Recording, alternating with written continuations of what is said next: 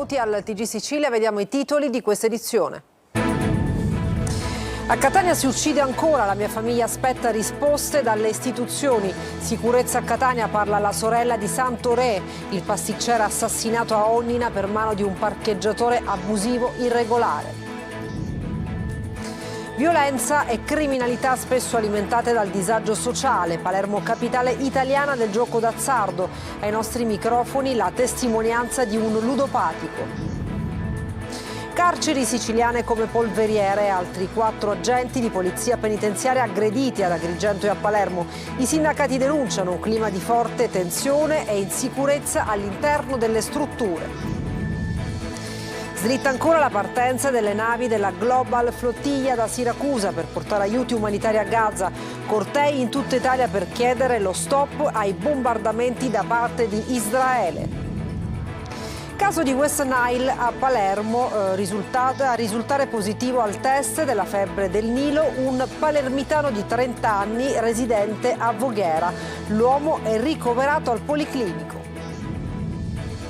La felicità secondo Camilleri, a 100 anni dalla nascita, tante le iniziative per ricordare il grande e amatissimo scrittore siciliano. Per il Presidente della Repubblica una figura di primo piano del panorama culturale italiano e internazionale. E poi il Festival internazionale della danza e delle danze accende Agrigento con arte, musica e cultura dal mondo. Spettacoli in anteprima, grandi nomi e l'emozione dei premi Carla Fracci e Schiaccianoci d'Oro.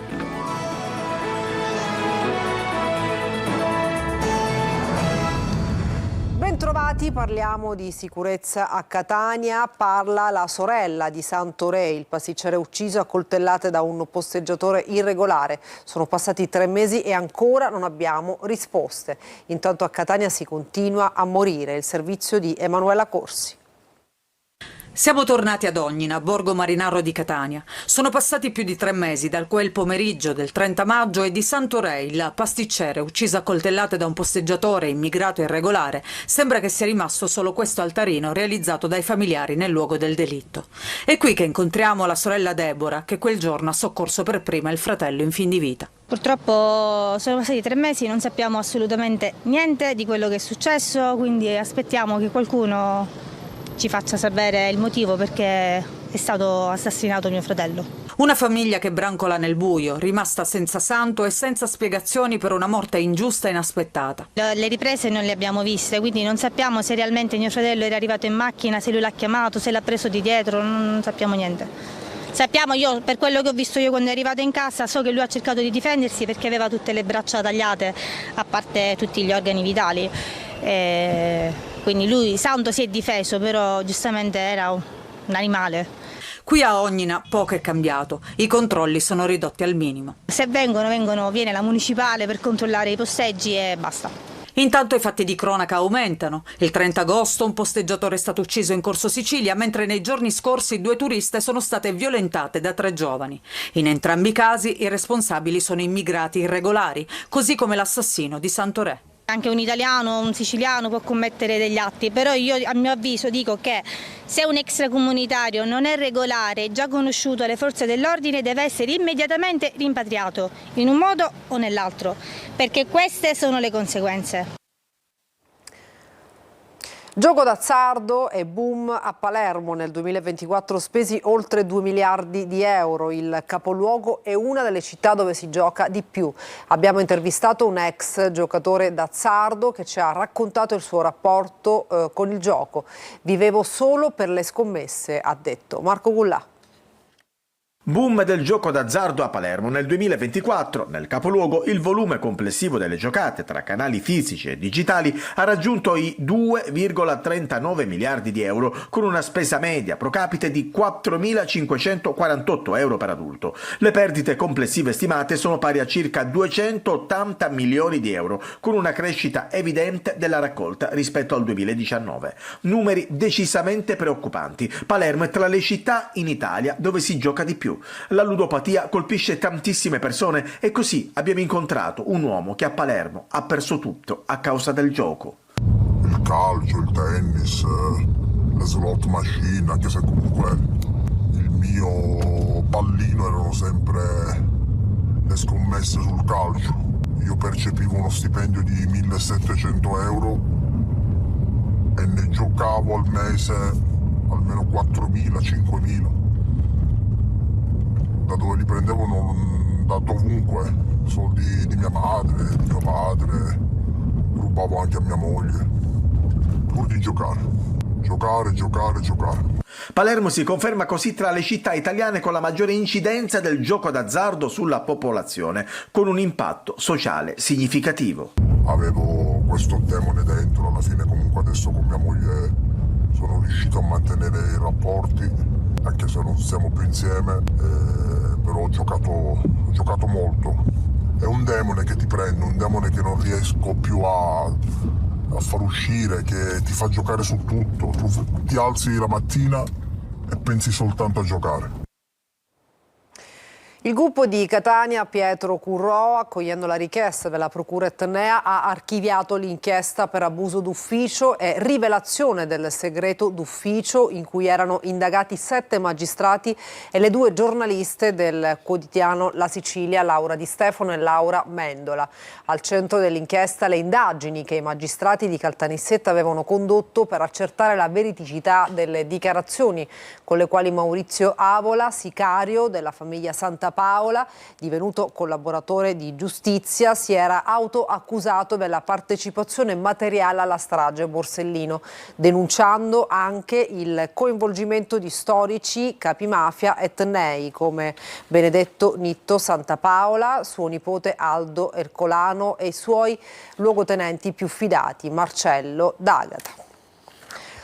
Emergenza nelle carceri siciliane. Ad Agrigento 3 agenti feriti in aggressioni da detenuti. A Palermo un altro episodio al carcere Ucciardone.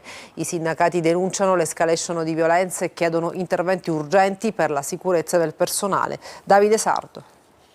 Violenza nelle carceri siciliane. Ad Agrigento la casa circondariale Pasquale Di Lorenzo è al centro di una grave emergenza. Negli ultimi 3 giorni 3 agenti della polizia penitenziaria sono stati feriti in aggressioni da parte di detenuti italiani. 2 con prognosi di 14 giorni, 1 di 8 ed un collega con una lesione all'arcata sopraccigliare. Un dialogo con i sindacati penso che sia necessario in una situazione così difficile, quindi speriamo che l'amministrazione a livello nazionale tenga conto anche delle difficoltà che in questo momento la Sicilia e Agrigento complessivamente vivono e ci mettano mano realmente, perché siamo pronti a scendere in piazza a far sentire la voce dei lavoratori che oggi sono maltrattati, bistrattati, feriti, mortificati e umiliati e i diritti gli vengono soppressi ogni giorno per garantire ordine e sicurezza e eventualmente anche il trattamento. A Palermo, nel carcere Ucciardone, un agente è stato aggredito da un detenuto nella 9ª sezione, colpito con pugni e calci. Trasportato al pronto soccorso, l'agente è salvo per miracolo. I sindacati denunciano un'escalation di violenze e una gestione inefficace. Secondo il segretario nazionale Mezzatesta, i carichi di lavoro sono insostenibili, gli straordinari imposti e non sempre pagati, il personale insufficiente. Il CNPP-SPP ha presentato un esposto alla Procura per gli episodi di aggressione. Anche la Sicilia è in piazza per ribadire il no alla guerra sulla striscia di Gaza. Intanto è stata rimandata la partenza dalla Sicilia della Global Flotilla. Stamattina siamo stati a Siracusa con Francesco Aloi. Siamo arrivati in un momento in cui non si può più fare finta di niente, siamo arrivati al momento in cui si deve dire basta. Basta al genocidio. Sulla striscia di Gaza il numero dei morti, tra cui tantissimi bambini, non accenna a fermarsi.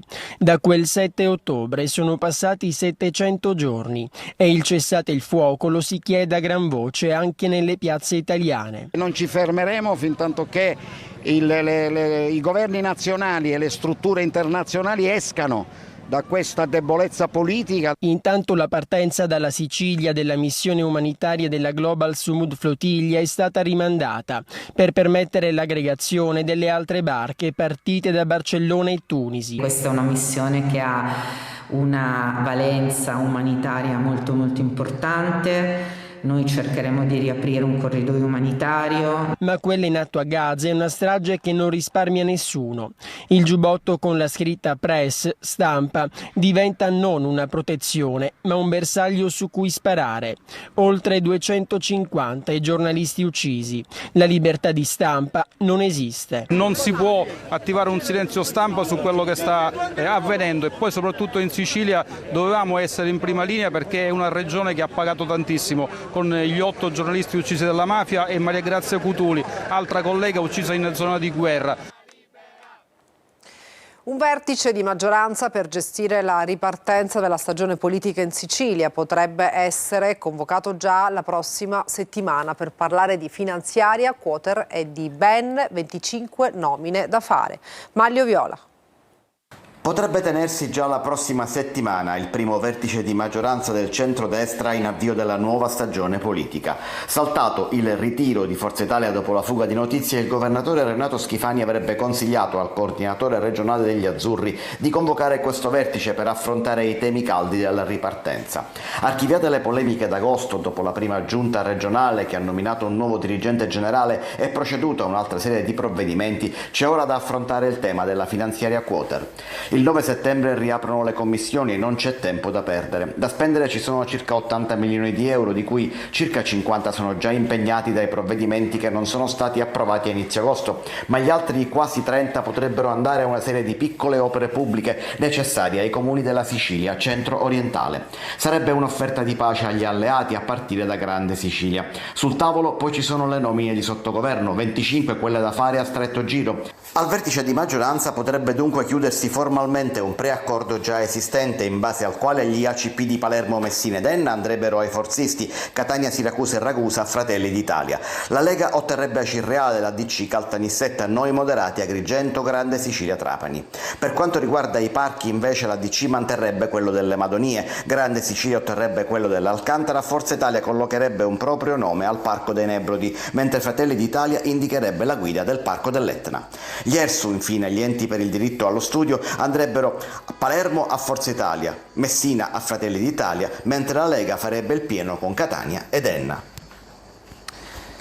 E adesso una notizia: altri 227 migranti sono sbarcati a Lampedusa dopo che le motovedette della Guardia Costiera e della Guardia di Finanza hanno agganciato 6 barconi salpati dalla Libia. Tutti sono stati portati all'hotspot di Contrada in Briacola, dove al momento ci sono 373 ospiti, fra cui 79 minori non accompagnati. E c'è un caso di West Nile a Palermo a risultare positivo al test della febbre del Nilo, un palermitano di 30 anni residente a Voghera. L'uomo è ricoverato al Policlinico, il virologo cauto, ottimismo sulle condizioni dell'uomo, non creiamo allarmi. Marco Gullà. Un caso di West Nile a Palermo. Un uomo di 30 anni, palermitano con il domicilio a Voghera, dove lavora, è risultato essere positivo al test del virus. L'uomo è arrivato al pronto soccorso dell'ospedale in Grassia 2 giorni fa con febbre alta e stanchezza e l'equipe medica ha intuito potesse avere contratto il virus della febbre del Nilo. Sono stati così fatti degli esami sul sangue che sono risultati positivi al virus. La conferma è arrivata dal laboratorio di biologia molecolare dell'ASP. Il paziente è stato così trasferito nel reparto di malattie infettive del Policlinico Paolo Giaccone. Il paziente continua a lamentare febbre e cefalea, ma le condizioni generali sono assolutamente buone, gli esami ematochimici sono normali, continueremo a fare ulteriori accertamenti, però ripeto, tutto sembra che stia andando per il meglio. A fine agosto l'allarme, poi sconfessato, era scattato per una donna di 73 anni che era stata ricoverata in terapia intensiva al Policlinico per un sospetto di West Nile. Il caso non rappresenta nemmeno una fonte di contagio per altre persone. Ricordiamo che una zanzara, anche se dovesse pungere questa persona, non sarà in grado di trasmettere l'infezione ad altre persone. Inoltre questo caso è stato acquisito a Voghera, quindi non in Sicilia. L'ultimo caso di West Nile in Sicilia risaliva alla fine di agosto. Una donna di 74 anni era stata colpita dall'infezione ed era stata ricoverata all'ospedale Papardo. La donna è stata poi dichiarata fuori pericolo. Analoga situazione a fine luglio a Catania. Quella volta fu un 74enne originario di Caserta a finire nel reparto di rianimazione dell'ospedale Cannizzaro. Rafforzata la rete dei punti di prelievo di sangue dell'ASP di Catania e provincia, da lunedì operativi 5 nuovi ambulatori. Orazio Longo. L'obiettivo è rendere i servizi di diagnostica più vicini e facilmente accessibili ai cittadini. Dal lunedì a Catania e provincia sarà operativa la nuova organizzazione della rete dei punti prelievo dell'ASP con 24 sedi, di cui 5 di nuova istituzione. L'iniziativa è realizzata su indirizzo della direzione strategica del Dipartimento di Diagnostica di Laboratorio, inserita nella strategia delineata dall'assessorato regionale alla salute. I punti prelievo hanno uno scopo ben preciso, che è quello ovviamente di essere il punto di accesso in cui fare il prelievo del sangue, che poi viene elaborato per la refertazione presso i nostri laboratori dell'ASP di Catania e la restituzione del referto di nuovo nel punto ovviamente di accesso originariamente individuato dall'utente stesso. Nei presidi ospedalieri di Acireale, Biancavilla, Bronte, Caltagirone Gialle, Militello e Paternò i punti prelievo saranno aperti da lunedì a sabato dalle 7:30 alle 10:30. L'accesso al servizio è libero, senza prenotazione, è necessaria prescrizione del medico curante. La felicità secondo Camilleri. A 100 anni dalla nascita si moltiplicano le iniziative per ricordare il grande e amatissimo scrittore siciliano. Il servizio di Orazio Longo. Una figura di primo piano del panorama culturale italiano e internazionale, lo ricorda così il Presidente della Repubblica Sergio Mattarella, Andrea Camilleri, nel centenario della nascita, il 6 settembre, un anniversario che non è soltanto una ricorrenza letteraria ma un momento di memoria collettiva, gli fa eco il governatore Schifani. E tra le tante iniziative a ricordo, tra cui quella della Regione, in collaborazione con il Comitato Nazionale Camilleri 100 al Teatro Antico di Taormina, continuano a crescere i like, i cuoricini, i messaggi di affetto e di vicinanza sotto il commovente messaggio scritto da Luca Zingaretti, il televisivo commissario Montalbano, sui social. Buon compleanno Andrea caro, qui ti si continua a volere un gran bene. Andrea Camilleri è morto nel 2019 a 93 anni, ci ha lasciato tante storie, tanti personaggi, una intera lingua, dalla fantasiosa Bigata alla reale Ragusa Ibla, Modica, Scicli e l'ormai eterna Punta Secca. La Sicilia che ha girato il mondo e che dal mondo è stata girata, in cerca di quelle immagini, di quelle location, di quegli scorci, di quei libri che altro non vogliono essere se non la ricerca, come diceva lo stesso Camilleri, di un momento di felicità. Io penso che la felicità sia una folgorazione che arriva mentre meno te l'aspetti e forse mentre meno te la meriti, ed è fatta di un nulla. Sapete, è come quelle farfalle che voi prendete per le ali, poi le lasciate andare, rivolano e sulle dita vi è rimasto un po' di polvere color d'oro. E adesso una pausa, TG Sicilia torna tra pochissimo.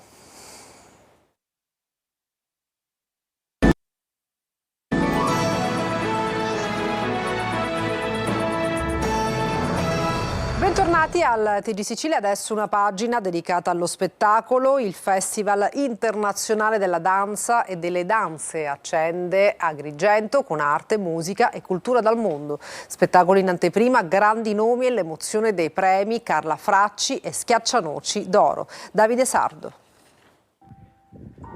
L'8ª edizione del Festival Internazionale della Danza e delle Danze porta ad Agrigento prestigio e suggestione con la firma dell'alta classe Accademia dello Spettacolo. Tra i momenti più attesi, l'anteprima mondiale di Akragas, la città più bella tra i mortali, da Pindaro a Battiato, con i sussurri di Pirandello e Camilleri, creazione di Maria Pia Liotta con protagonista Alma Manera, il corpo di ballo guidato da Egon Polzone e musiche curate da Carlo Zannetti.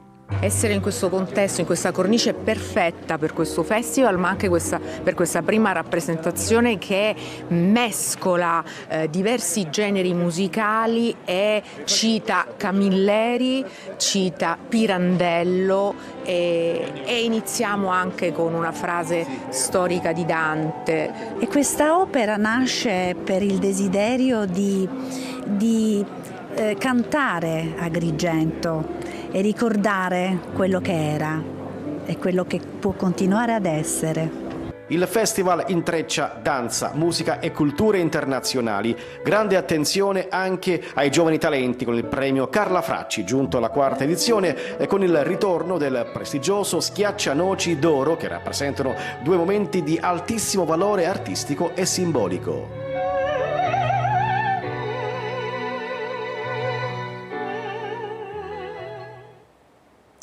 Ad Acireale ha preso il via la Fiera dello Ionio, una delle più antiche dell'isola, in centro storico. Fino a 14 settembre, stand artigianali e spettacoli in piazza. Il servizio.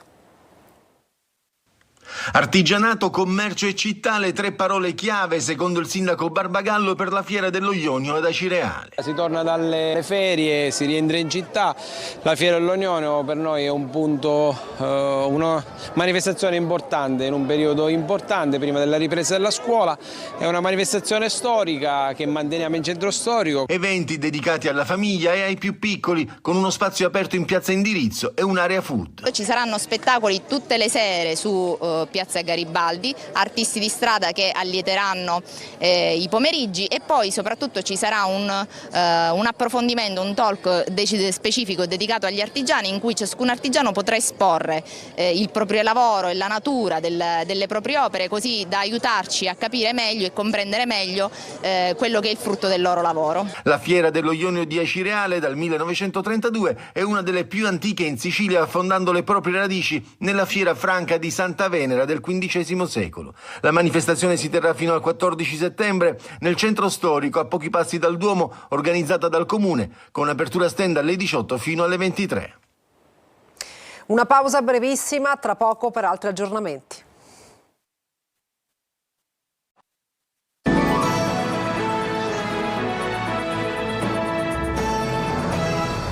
E per questa edizione nessun ultim'ora, grazie per averci seguito e buona serata.